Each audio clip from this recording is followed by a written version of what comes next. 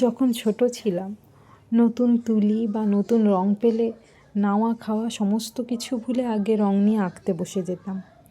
তখন যেন আঁকাটাই সবথেকে বড় কাজ বলে মনে হতো। আর কিচ্ছু ভালো লাগতো না করতে। যতদিন না সেই জিনিসগুলো পুরনো হচ্ছে ততদিন পর্যন্ত এইভাবে কাজ করে যেতাম।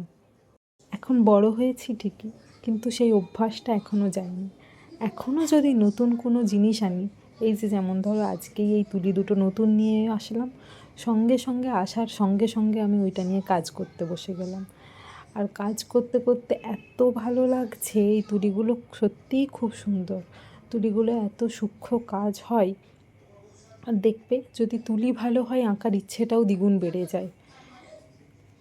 আর আমরা যারা আঁকতে ভালোবাসি না, তাদের কাছে এই নতুন রং তুলি কিন্তু আমাদের শুধুমাত্র সরঞ্জাম নয়, এগুলো আমাদের কাছে স্বপ্ন ছোঁয়ার সিঁড়ি, আমাদের নিজেদের মনের আবেগকে প্রকাশ করার একমাত্র ভাষা। নতুন তুলি কিনলেই মনে হয় আবার একটা নতুন কাজ শুরু করি, মনে একটা আলাদাই অনুপ্রেরণা আসে। জানি না তোমাদের মধ্যে এই জিনিসটা হয় কি না, তবে এই ছোট্ট জিনিসগুলোর মধ্যেই লুকিয়ে থাকে আমাদের চাওয়া পাওয়ার গল্প।